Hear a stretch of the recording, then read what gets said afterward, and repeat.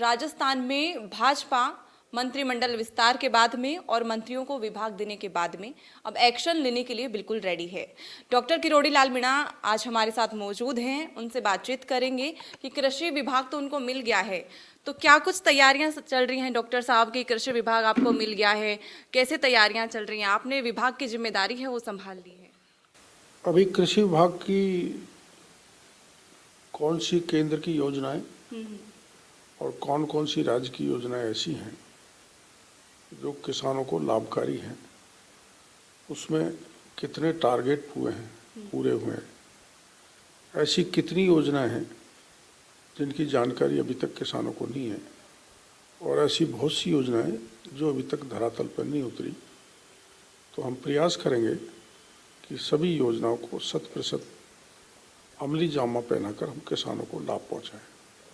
विधानसभा चुनाव हैं वो तो बीत चुके हैं, काफ़ी संघर्ष आपने किया है।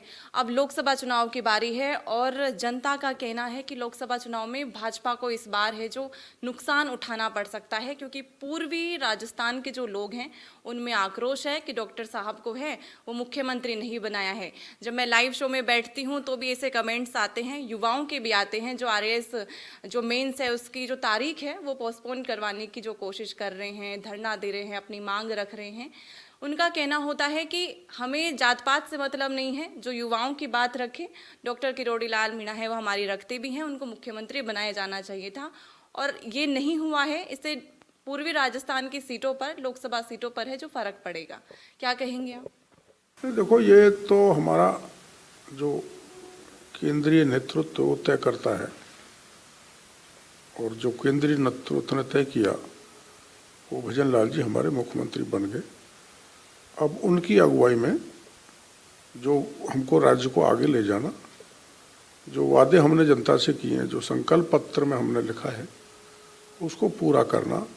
और ये मेरा सौभाग्य है कि मेरा जन्म गांव में हुआ, किसान के घर में हुआ, तो किसान का महकमा, कृषि और ग्रामीण विकास दोनों मिल गए, तो मेरे को मौका मिला है कि मैं गांव का विकास कराऊं और किसान की आर्थिक स्थिति सुधारूं। ये कुछ विरोधियों द्वारा चलाया जा रहा है कि पूर्वी राजस्थान में इस कारण से लोगों में नाराजगी है। हल्की फुल्की हुई होगी भी तो उनको हम सही कर लेंगे, पहले भी थी, उसको हमने ठीक करके 19 में से इस बार हम 13 सीट लाए, जब पूर्वी राजस्थान में पिछली बार 28 में से मात्र 1 सीट आई थी। तो हमारा वहाँ संगठन मजबूत है, हमारे MLA खूब हैं, और हम सब मिलकर सभी सीटों पर भारतीय जनता पार्टी को जिताएंगे। भारतीय जनता पार्टी की कथनी और करनी में फर्क नहीं पाया जाता है, ये भारतीय जनता पार्टी के नेता कहते हैं। लेकिन जहां 33% तक आरक्षण दे दिया है संसद में भी और विधानसभा चुनाव में भी महिलाओं को, लेकिन जब अब राजस्थान की बात करें तो मुख्यमंत्री के लिए है वो ऑप्शन था कि वसुंधरा राजे को CM बनाया जाए, लेकिन उन ऑप्शन को छोड़ के छत्तीसगढ़ और मध्य प्रदेश और राजस्थान में भाजपा जीत करके आई, लेकिन महिला मुख्यमंत्री भाजपा ने नहीं चुना है। मंत्रिमंडल का विस्तार हुआ तब भी एक ही मंत्री बनाया है, मंजू बागमार। तो कथनी और करनी में तो फर्क हो गया, महिलाओं को आगे क्यों नहीं रखती है? राजस्थान में अगर पहली बार महिला मुख्यमंत्री बनाई तो बीजेपी में बनाई, बीजेपी ने बनाई। पहले बहुत राज आ गया कांग्रेस से, कभी मुख्यमंत्री बनाया क्या? तो ऐसा नहीं है। महिलाओं का सशक्तिकरण, महिलाओं को आगे लाना, ये मोदी जी के समय से चालू हुआ है। उसी का परिणाम है कि देश के ठेठ इंटीरियर गांव से आने वाली महिला आदिवासी देश की राष्ट्रपति बन गई, द्रौपदी मुर्मू। इसलिए ये भी एक अफवाह फैलाने का तरीका है। और आगे जो कोई रिजर्वेशन जब लागू हो जाएगा 2026 के डिलिमिटेशन के बाद में, तो स्वाभाविक है 33% आरक्षण सभी दलों को देना पड़ेगा। तो कहीं ना कहीं आप कृषि विभाग तो आपको मिल ही गया है, ग्राम विकास का भी मिल गया है, ग्रामीण विकास के लिए क्या कुछ नई योजनाएं रहेंगी? क्योंकि किसानों को बेहद परेशान होते हुए, क्योंकि आप कहते हैं किसान का मैं बेटा हूं, आपके सवाई माधोपुर की बात करें तो अमरूद वहाँ के बेहद फेमस हैं, तो वहाँ के लिए कुछ स्पेशलिस्ट सोचा हो? आज ही मैंने मीटिंग की है और मैं कल सवाई माधोपुर जाके आया था, और मैंने चुनाव में भी ये सोचा कि किसान सवाई माधोपुर से अपने अमरूद को ले जाके बेचता है दिल्ली की आज़ादपुर मंडी में औने पौने दामों में। आज मैंने अधिकारियों की मीटिंग बुलाई और वहाँ हम फूड प्रोसेसिंग यूनिट या तो सरकार से या बड़ी प्राइवेट पार्टी लाकर वहाँ लगाएंगे, ताकि किसानों को अपने अमरूद का उचित मूल्य मिल जाए और वहाँ एम्प्लॉयमेंट जनरेशन भी हो। कहीं ना कहीं आज आपने सचिन पायलट जी का भी बयान अगर आपने सुना हो, तो जब पत्रकार उनसे पूछते हैं तो उनका कहना होता है कि किरोड़ी लाल मीणा को सही विभाग उनको नहीं दिया है, जितना संघर्ष था संघर्ष का परिणाम उनको सही से नहीं मिला है।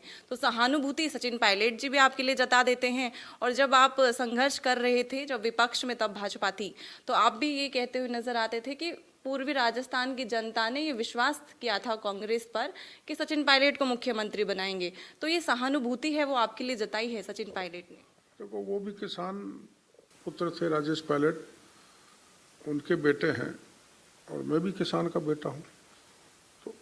तो वो कोई पायलट साहब के लिए मैंने कहा, वो ये वास्तविकता थी कि 28 सीटों में से मात्र 1 सीट बीजेपी की आई। लोग ये सोचते थे कि वो मुख्यमंत्री बनेंगे, लेकिन नहीं बनाया। उनको तो इंगित करके भेजा था कि मुख्यमंत्री बनेंगे।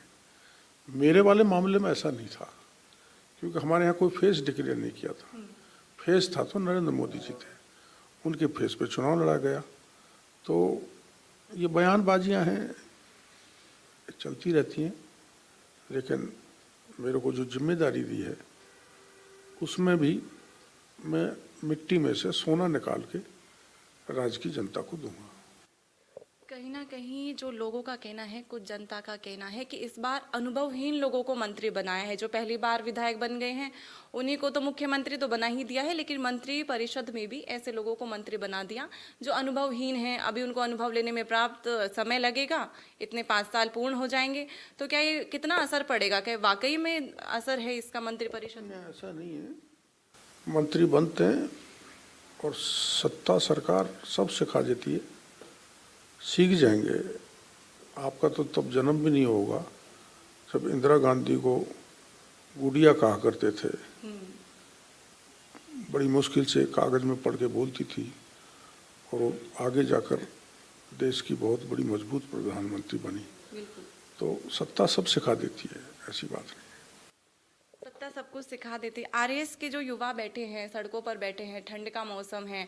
आपने भी, मुझे याद है जब वीरांगनाओं के लिए होली का समय था, तब आपने त्योहार नहीं देखते हो, सर्द गर्मी कुछ भी नहीं देखते हो, बरसात भी। संघर्ष आज युवा हैं जो सड़कों पर कर रहे हैं इतने ठंड सर्द मौसम में। तो क्या मुख्यमंत्री जी से आपने भी मांग रखी है, कब तक उसका जवाब है जो आ जाएगा?